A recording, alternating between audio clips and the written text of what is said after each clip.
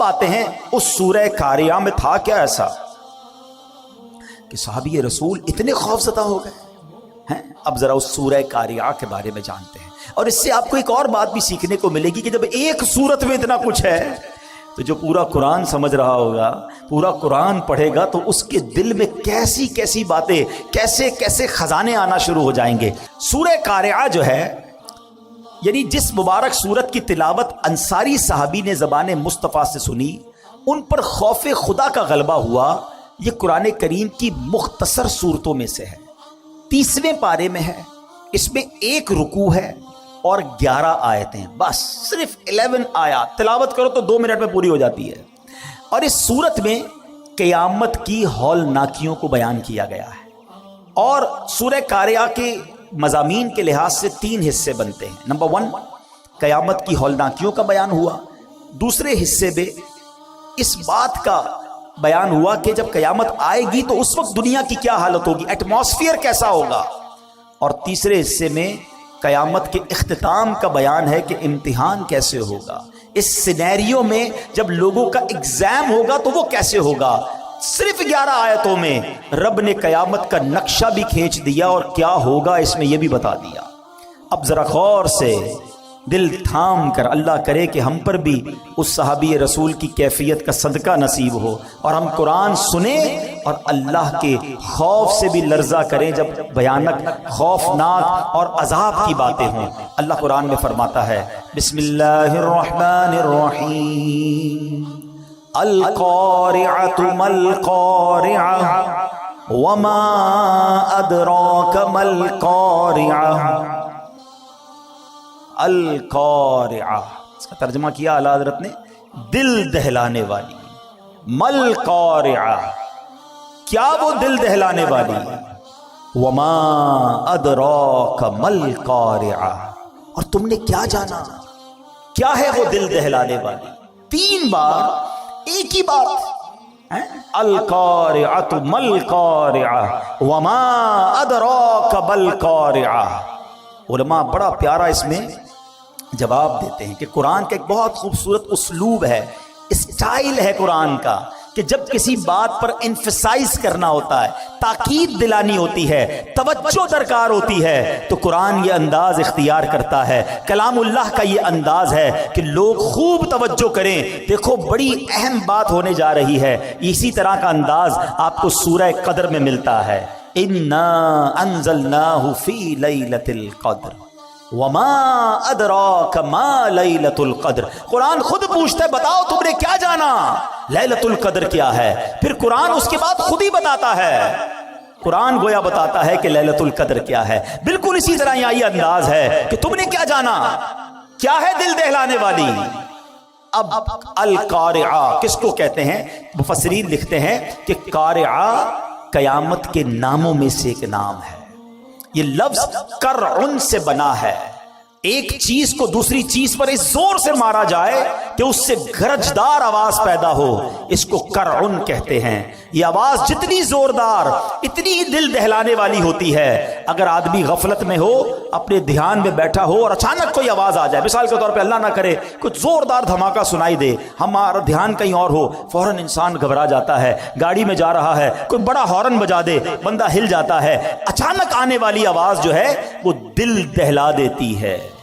اب ذرا غور کیجئے کہ ہوگا کیا، ان مثالوں کو تصور میں رکھیے، اور قیامت میں کیا ہوگا؟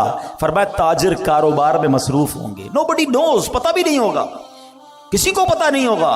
تاجر کاروبار میں مصروف ہوں گے، خواتین گھر کے کام کاج میں مصروف ہوں گی، کسان کھیتوں میں مصروف ہوں گے، کوئی کھانا کھا رہا ہوگا، کوئی اپنے دوستوں کے ساتھ باتیں کر رہا ہوگا۔ اس وقت اچانک ایک زوردار زلزلہ برپا ہوگا، پوری زمین ہل جائے گی، آسمان پھٹ جائیں گے، ستارے بارش کی طرح زمین پر جھڑ پڑیں گے، بلند و بالا پہاڑ ٹوٹ جائیں گے، بڑے بڑے سیارے آپس میں ٹکرا کر ریزہ ریزہ ہو جائیں گے۔ ذرا تصور تو کیجئے وہ کیسا ہولناک دھماکہ ہوگا، کیسا زلزلہ ہوگا، اس وقت دل کیسے دہل جائیں گے، کیسی بدحواسی ہوگی۔ اور یہ دن آنا ہے، قرآن نے ایک اور جگہ اس کو بیان کیا، ان زلزلۃ الساعۃ شیء عظیم یوم ترونها تذهل كل مرضعة عما ارضعت وتضع كل ذات حمل حملها وترى الناس سکارا وما هم بسکارا. قرآن کیا کہتا ہے سنو، بے شک قیامت کا زلزلہ بہت بڑی چیز ہے. جس دن تم اسے دیکھو گے تو حالت یہ ہوگی کہ ہر دودھ پلانے والی اپنے دودھ پیتے بچے کو بھول جائے گی. ماں دودھ پیتے بچے کو بھول جائے، اتنی گھبراہٹ ہوگی.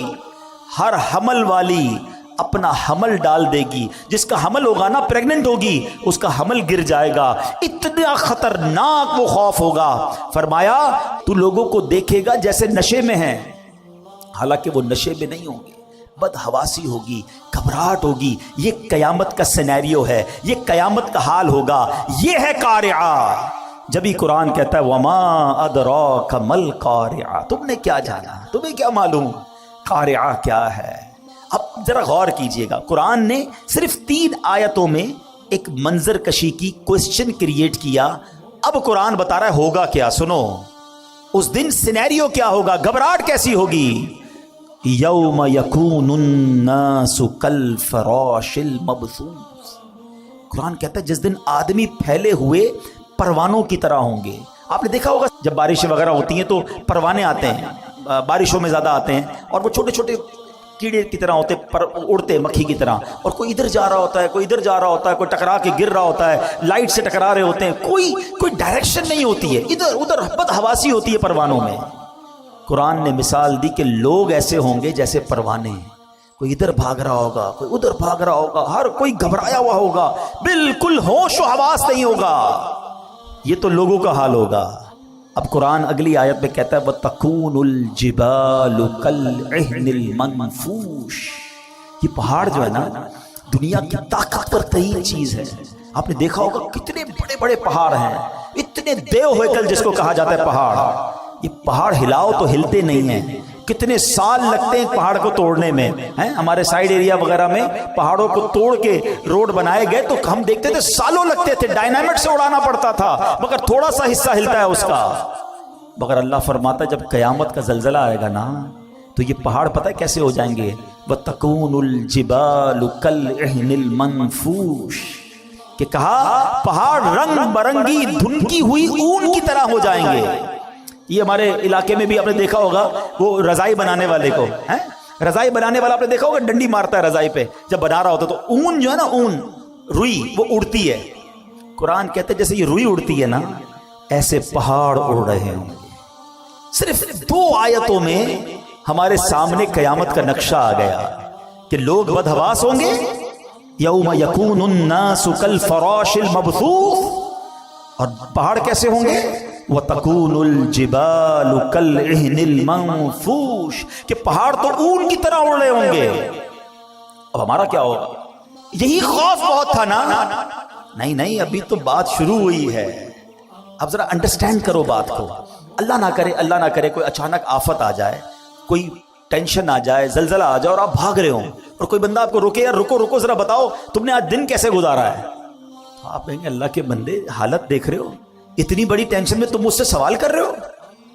مگر سنو، اتنے خطرناک ماحول میں ہم سب سے سوال کیے جائیں گے. 1-2 دن کے لیے نہیں، پوری زندگی کا حساب بھی اسی حالت میں دینا ہو. اب آگے قرآن کیا کہتا ہے سنو. اللہ اکبر. میں آگے آیت لے جانے سے پہلے ذرا مزید قیامت کیسے آئے گی، میرے آقا مدینے والے مصطفیٰ صلی اللہ تعالیٰ علیہ وسلم نے بڑی ڈیٹیل میں صحابہ کرام کو بتایا. آقا علیہ السلام فرماتے ہیں بے شک اللہ پاک نے زمین و آسمان بنانے کے بعد سور کو بنایا اور حضرت اسرافیل علیہ السلام کو عطا فرما دیا. ہم نے یہ بچپن سے سنا ہے کہ حضرت اسرافیل سور پھونکیں گے. آج ڈیٹیل میں سن لو وہ سور ہے کیا اور وہ کتنا بڑا ہے. تو حضرت اسرافیل کے بارے میں نبی پاک فرماتے ہیں کہ حضرت اسرافیل سور کو اپنے منہ میں لیے ہوئے ہیں اور عرش الہی کی طرف دیکھ رہے ہیں کہ اور انتظار میں ہیں کہ سور پھونکنے کا کب حکم دیا جاتا ہے. یعنی وہ ریڈی بیٹھے ہیں، تیار ہیں، جب رب کی طرف سے حکم آنا ہے حضرت اسرافیل نے سور پھونک دینی ہے. حضرت ابو ہریرہ فرماتے ہیں میں نے عرض کی یا رسول اللہ صلی اللہ تعالی علیہ وسلم یہ سور ہے کیا؟ کیا بات ہے صحابہ کرام کی، اتنے سوالات کر لیے، اتنے ڈیٹیل کوئسچن کر لیے، ہمیں سمجھنا آسان ہو گیا۔ سنو نبی پاک فرماتے ہیں، آج ڈیٹیل میں سمجھ لو۔ آقا نے فرمایا ایک نورانی سینگ ہے۔ عرض کی گئی حضور کتنا بڑا ہے؟ فرمایا بہت بڑا ہے، اس ذات کی قسم جس کے قبضے میں میری جان ہے، سور کا دائرہ زمین و آسمان کی چوڑائی جیسا، اتنا بڑا۔ یوں سمجھیے، اب اس کو نارمل زبان میں سمجھانے کے لیے وہ ہارن جس طرح ہوتا ہے، ایک پائپ جس طرح ہوتا ہے، سور اس طرح کا ہے، مگر وہ اتنا بڑا ہے کہ اس کا جو دائرہ ہے وہ زمین و آسمان کی چوڑائی جیسا ہے۔ اور حضرت اسرافیل کو اللہ کریم 3 بار سور پھونکنے کا حکم فرمائے گا۔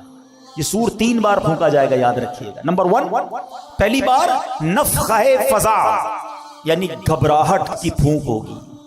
دوسری بار نفخہ صعق یعنی موت کی پھونک ہوگی، اور تیسری نفخہ قیام یعنی موت کے بعد دوبارہ اٹھائے جانے کی وہ پھونک ہوگی۔ یہ 3 بار حضرت اسرافیل جو ہے وہ سور پھونکیں گے۔ اور اب سنو کیا ہوگا۔ 3 بار جو سور پھونکی جائے گی نا، اس کی ڈیٹیل بھی نبی پاک نے بیان کی۔ فرمایا اللہ پاک حضرت اسرافیل کو جب پہلی بار سور پھونکنے کا حکم دے گا نا، اس کو فرمائے گا انفخ نفخۃ الفزع یعنی گھبراہٹ کی پھونک مارو۔ حضرت اسرافیل علیہ السلام پھونک ماریں گے۔ اب جب اس کی ہولناک آواز آئے گی نا، تو زمین و آسمان والے گھبرا اٹھیں گے۔ اللہ جسے محفوظ فرمائے، باقی لوگ گھبرا اٹھیں گے۔ اللہ پاک کے حکم سے حضرت اسرافیل اس آواز کو، اس پھونک کو اور لمبا کریں گے۔ اب اس کی ہولناکی سے پہاڑ ہلنے لگیں گے، بادل چلتے ہیں ایسے پہاڑ چلنے لگیں گے، ریزہ ریزہ ہو جائیں گے، شدید زلزلہ طاری ہو جائے گا، جیسا کہ اللہ پاک فرماتا ہے یوم ترجف الراجفہ تتبعها الرادفہ قلوب یومئذ واجفہ، جس دن تھر تھرانے والی تھر تھر آئے گی، اس کے پیچھے آئے گی پیچھے آنے والی، دل اس دن خوف زدہ ہو جائیں گے۔ ایک جگہ نہیں، قرآن میں جگہ جگہ قیامت کی منظر کشی کی گئی ہے، قیامت کا حال بیان کیا گیا ہے۔ نبی پاک علیہ السلام نے مزید فرمایا کہ اس وقت زمین سمندر میں پھنسی ہوئی اس کشتی کی طرح ہوگی جسے سمندر کے تھپیڑے لگتے ہیں، کشتی کے سوار کبھی اوندھے گرتے ہیں۔ اس وقت دودھ پلانے والیاں دودھ پیتے بچوں کو بھول جائیں گی، حمل والیوں کے حمل گر جائیں گے، بچے دہشت کے سبب بوڑھے ہو جائیں گے، شیطان زمین کے کناروں کی طرف بھاگیں گے، فرشتے مار کے انہیں پھر زمین کی طرف ڈال دیں گے۔ عجب کوہرام ہوگا، لوگ ادھر سے ادھر بھاگ رہے ہوں گے، ایک دوسرے کو پکار رہے ہوں گے۔ ابھی لوگ اسی حال میں ہوں گے کہ زمین پھٹ جائے گی۔ اب لوگوں پر ایسی کیفیت اور خوف اور دہشت طاری ہوگی کہ اللہ پاک ہی بہتر جانتا ہے۔ سنو، آسمان بھی گلی ہوئی چاندی کی طرح پھٹ جائے گا، سورج اور چاند بے نور ہو جائیں گے، اور آسمان کو اس کی جگہ سے کھینچ لیا جائے گا۔ یہ پہلی سور پھونکنے کے بعد حال ہوگا، اور یہ نبی پاک صحابہ کو بتا رہے ہیں۔ اب دوسری سور پھونکنے کا وقت آئے گا۔ آقا فرماتے ہیں اللہ پاک جب تک چاہے گا لوگ اس آفت میں، اس پریشانی میں مبتلا ہوں گے، پھر اللہ پاک حضرت اسرافیل علیہ السلام کو پھر نفخہ صعق یعنی سور میں موت کی پھونک مارنے کا حکم فرمائے گا۔ اس بار سور پھونکنے کے بعد آسمان والوں اور زمین والوں پر موت طاری ہو جائے گی۔ ہاں، جسے اللہ پاک چاہے گا اسے اس وقت موت نہیں آئے گی۔ اب ذرا خوبصورت کہتے نا اللہ کی، جس کو کہتے نا حاکمیت، رب کا جبار ہونا، قہار ہونا، مالک ہونا۔ اب ذرا الفاظ سنیے گا حدیث کے، ہلا دیتے ہیں، رونگٹے کھڑے کر دیتے ہیں الفاظ۔ سنو، اب حضرت ملک الموت اللہ رب العالمین کی بارگاہ میں عرض کریں گے یا رب، آسمان والے اور زمین والے تو سب موت کے گھاٹ اتر چکے، مگر جسے تو نے زندہ رکھا، اللہ پاک جانتا ہے، وہ تو خوب جانتا ہے کون زندہ ہے۔ فرمائے گا بتاؤ کون کون زندہ ہے؟ حضرت ملک الموت کہیں گے یا رب تو زندہ ہے اور تجھے کبھی موت نہیں آنی، تیرے سوا عرش اٹھانے والے فرشتے بھی زندہ ہیں، حضرت جبرائیل، حضرت میکائیل بھی زندہ ہیں۔ حضرت اسرافیل کہیں گے مولا میں بھی زندہ ہوں۔ اب حضرت جبرائیل اور حضرت میکائیل پر بھی موت طاری کر دی جائے گی، وہ بھی موت کا مزہ چکھیں گے۔ پھر ملک الموت عرض کریں گے اے مالک، جبرائیل اور میکائیل بھی موت کا ذائقہ چکھ چکے۔ اللہ فرمائے گا اب کون زندہ ہے؟ حضرت اسرافیل کہیں گے مولا تو زندہ ہے جسے کبھی موت نہیں آنی، اور مولا عرش اٹھانے والے فرشتے زندہ ہیں، اور میں زندہ ہوں. اللہ اکبر. پہلے عرش اٹھانے والے فرشتوں پر موت طاری کی جائے گی اور پھر ملک الموت جو آخری بچیں گے ان پر بھی موت طاری کر دی جائے گی. اب کوئی نہیں ہوگا, اب دنیا میں کوئی باقی نہیں ہوگا, اور وہی رب واحد قہار باقی ہوگا. وہ بے نیاز ہے, اس کا کوئی باپ نہ اس کا کوئی بیٹا, وہی اول ہے وہی آخر ہے.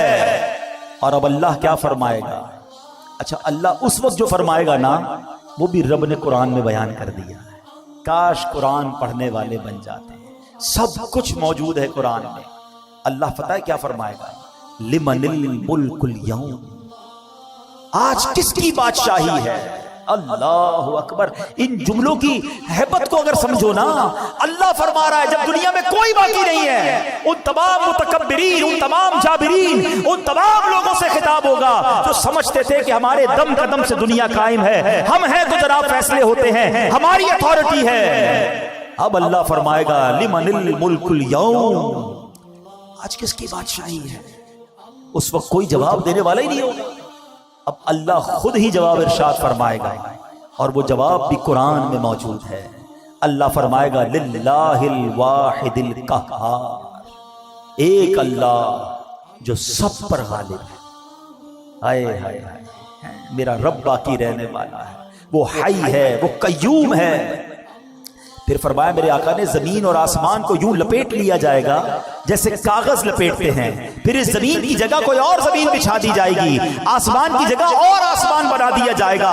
اب اللہ پاک 3 مرتبہ فرمائے گا میں ہوں جبار, جسے میرا شریک ہونے کا دعویٰ ہے سامنے آئے.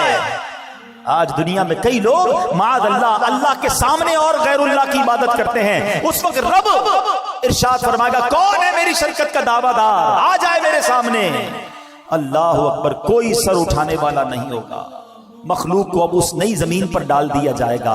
جو پہلے قبروں میں تھے اب نئی زمین کی قبروں میں ہوں گے. جو پہلے زمین کی سطح پر مرے ہوئے تھے اب نئی زمین کی سطح پر مرے ہوں گے. اب ایک قیامت کا نیا نقشہ بن جائے گا. آخری نبی رسول ہاشمی صلی اللہ تعالی علیہ وسلم اپنا پرسوز بیان جاری رکھتے ہوئے مزید فرماتے ہیں. اب اللہ پاک فرمائے گا عرش اٹھانے والے فرشتے زندہ ہو جائیں. رب نے فرمانا ہے نا, وہ فرشتے زندہ ہو جائیں گے. حکم ہوگا جبرائیل اور میکائیل زندہ ہو جائیں, وہ بھی زندہ ہو جائیں گے. اب اللہ پاک حضرت اسرافیل کو حکم دے گا مرنے کے بعد اٹھائے جانے والی سور پھونکو. اب حضرت اسرافیل تیسری بار سور پھونکیں گے اور اس سے تمام روحیں نکل آئیں گی. اللہ پاک فرمائے گا میری عزت و جلال کی قسم, اب ساری روحیں اپنے جسموں میں چلی جائیں. تمام روحیں اپنے جسموں میں چلی جائیں گی. اب زمین کھلے گی اور آقا فرماتے تم سب اللہ پاک کی بارگاہ میں حاضر ہو جاؤ گے. اور یہ بات بھی رب قرآن میں فرماتا ہے مہطعین الی الداع یقول الکافرون ھذا یوم عسر. اس بلانے والے کی طرف دوڑتے ہوئے کافر کہیں گے یہ بڑا سخت دن ہے. یہ ہے قارعہ, القارعۃ مل قارعہ, یہ ہے قیامت.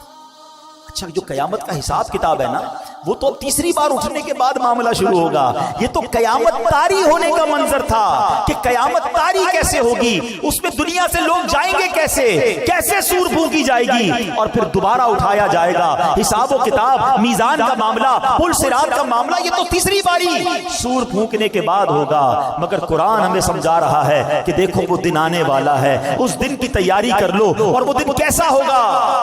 اللہ اکبر. قیامت 50,000 سال کا دن ہے. میدان محشر کی گرمی کیسی ہوگی کہ پہلے لوگوں کے جسم سے پسینہ نکلے گا اور 70 گز زمین میں جذب ہوگا, اور اس کے بعد زمین اور پسینہ نہیں پی سکے گی. تو پھر یہ پسینہ اوپر اٹھے گا, کوئی اپنے ٹخنوں تک پسینے میں ہوگا, کوئی گھٹنے تک ہوگا. کچھ گناہگار تو ایسے ہوں گے جو اپنے ہی پسینے میں ڈبکیاں کھا رہے ہوں گے. اب اس کیفیت میں کیا ہوگا؟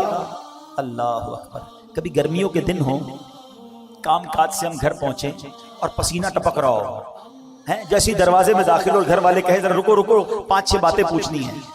ہم کیا کہتے ہیں, نہیں ابھی سوال نہیں کرو, مجھے سانس لینے دو, بہت گرمی ہے, تھوڑا فریش ہونے دو, پھر بات چیت کرنا. ہم کبھی بھی پسند نہیں کرتے کہ گرمی میں, فرسٹریشن میں, ٹینشن میں ہم سے کوئی سوال کرے.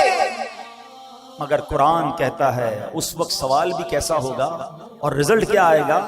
فَأَمَّا مَن ثَقُلَتْ مَوَازِينُهُ فَهُوَ فِي عِيشَةٍ رَاضِيَةٍ۔ قرآن کہتا ہے بہرحال جس کے ترازو بھاری ہوں گے وہ تو پسندیدہ زندگی میں ہوگا، مزے میں ہوگا۔ جس کی نیکیاں زیادہ ہو گئیں اسکیل لگایا جائے گا، وہ مزے میں ہوگا۔ اللہ اکبر۔ اور مزے میں کہاں ہوگا؟ وہ جنت میں ہوگا۔ آؤ کچھ جنت